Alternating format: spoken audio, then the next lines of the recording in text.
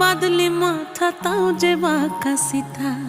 মেদিনীপুরে রায়না চিরন বাঁকুড়ার ওই ফিতা, আর যতন করে বাঁধলি মাথা তাও যে বাঁকা সিথা। পেছ পায়